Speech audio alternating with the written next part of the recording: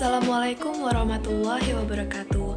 Halo semuanya, perkenalkan, nama saya Aulia Nurhaliza.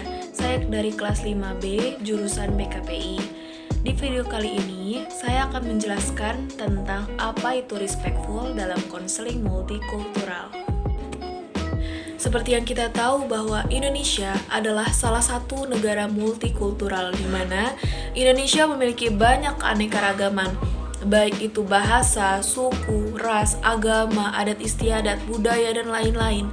Keragaman itu adalah sebuah anugerah yang berharga bagi kita, para warga negara Indonesia, untuk selalu melestarikannya. Di sisi lain, keragaman itu juga menjadi sebuah tantangan bagi kita para konselor dan calon-calon konselor untuk meningkatkan kualitas kita, kualitas kepribadian kita dalam melaksanakan bimbingan konseling, dalam melayani klien-klien kita.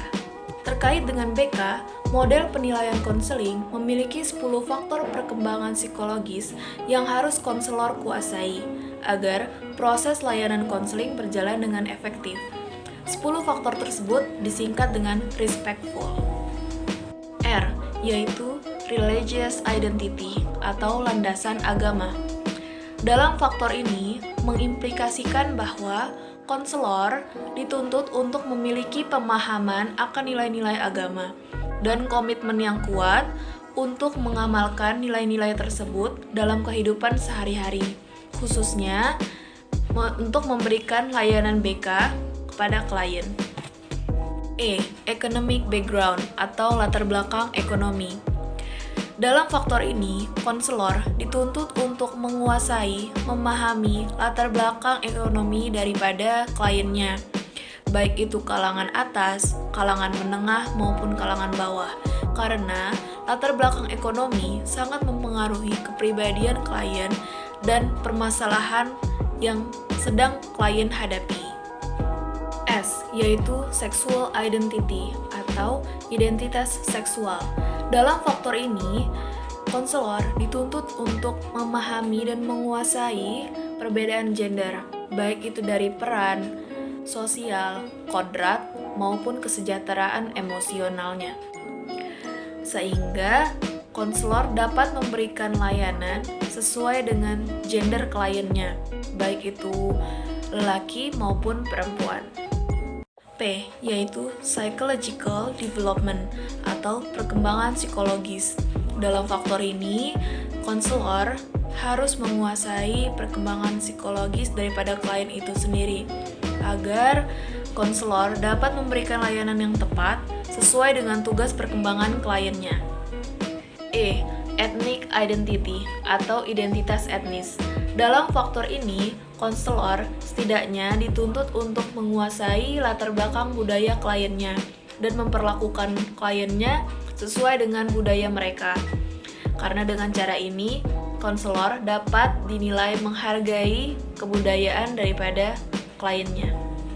C, yaitu chronological disposition atau disposisi kronologis. Dalam faktor ini, konselor harus mengetahui ada atau tidaknya catatan hukum yang dialami oleh kliennya. T, yaitu trauma and other threats to their personal well-being atau trauma dan ancaman lain. Dalam faktor ini, konselor harus mengetahui apakah klien memiliki trauma atau ancaman lain yang mengganggu kesehatan mentalnya. F, yaitu family history atau sejarah keluarga. Dalam faktor ini, konselor harus mengetahui sejarah keluarga daripada kliennya. Apakah klien tersebut mengalami broken home, atau mengalami kekerasan dalam keluarga, atau mengalami konflik keluarga lainnya. Karena faktor-faktor tersebut akan mempengaruhi kepribadian klien. U, yaitu unique physical characteristic atau keunikan karakteristik psikis.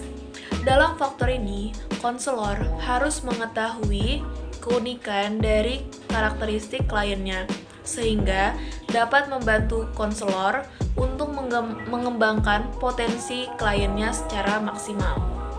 L, yaitu language and location of residence, atau perbedaan bahasa dan lokasi tempat tinggal. Dalam faktor ini, konselor setidaknya harus menguasai bahasa yang digunakan oleh kliennya di kehidupan sehari-hari sesuai di mana ia tinggal, agar tidak terjadi miskomunikasi dalam pemberian layanan konseling. Sekian penjabaran dari materi respectful dalam konseling multikultural. Apabila ada kesalahan kata atau kata-kata yang menyinggung, saya mohon maaf. Saya akhiri. Wassalamualaikum warahmatullahi wabarakatuh.